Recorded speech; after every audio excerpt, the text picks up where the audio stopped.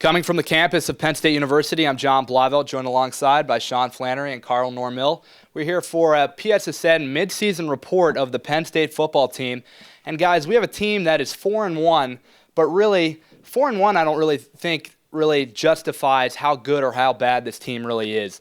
You know, it's been somewhat of an off year for Penn State, and they've squeaked by some pretty weak opponents. We only squeaked by Temple by 6 or by 4. And we didn't look great against Indiana, who's one of the weaker teams in the Big Ten. What do you guys think about that, and what can you attribute to this apparent weakness that we've seen so far in the Penn State team? Well, it all comes back to the quarterback situation. We've dealt with it for a year and 5 games now, so it's about time to pick an answer. I mean, evidently, Joe Pa takes a while. Yeah. So, but, like you said, bottom of the barrel in the Big Ten with Indiana. I mean, the win there was just, it felt like a loss. I mean, it was disappointing. But, and then 2 MAC schools with Eastern Michigan and Temple. The only one that looked good was Eastern Michigan just because Matt McGloin stepped up. And that's the first and only time either of the quarterbacks have stepped up. And in terms of defense for Penn State has one of the most elite defenses in the Big Ten and also in the country. I mean, if you look at the stats, Penn State is ranked 5th nationally in overall defense, 6th against the pass, and 24th against the run. So really, you have one of the most or more impressive defenses in the country here in Happy Valley. Carl, talk a little bit about what makes this defense so impressive. You have the impressive defensive line. We'll talk about that. And also the linebacking core. This is linebacker U. And we saw the loss of Michael Mahdi, the stud outside linebacker. Talk about what the loss of Mahdi has had on this team, what sort of effect it's had on this team thus far this year. Well, losing your captain of the defense is really a heartbreaking situation. Everybody plays different.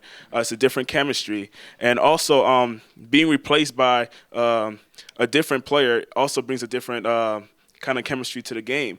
But Penn State has been able to unify that with Stupar, obviously. And you have also for the defensive line, Devin Steele, who has also helped our defense also. And our secondary has been coming up with turnovers. And this is a very steady defense overall. Now moving on to our next topic, and that is just looking at the rest of the year.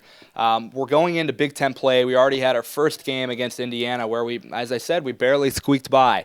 And Indiana typically is at the bottom of the barrel for the Big Ten, and Indiana this year is definitely at the bottom of the barrel. And for us to just barely squeak by, it's a little disconcerting.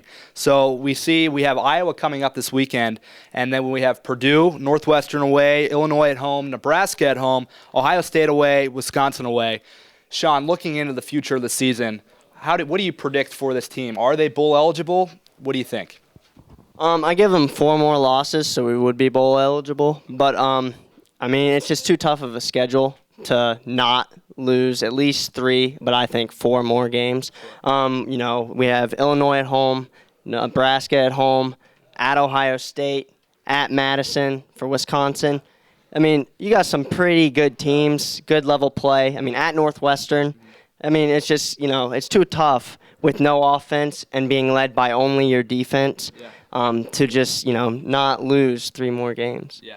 And to finish up our little midseason report here, I think it's appropriate to talk about really the most prevalent issue that is here at Penn State, and that is the question of Joe Paterno.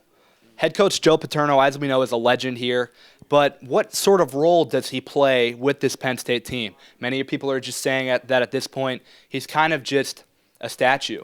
He's kind of, it's a hard way to put it because he has played such a vital role for both this football team and also for this campus. But people wonder what sort of role he plays now and what sort of role he'll play in the future.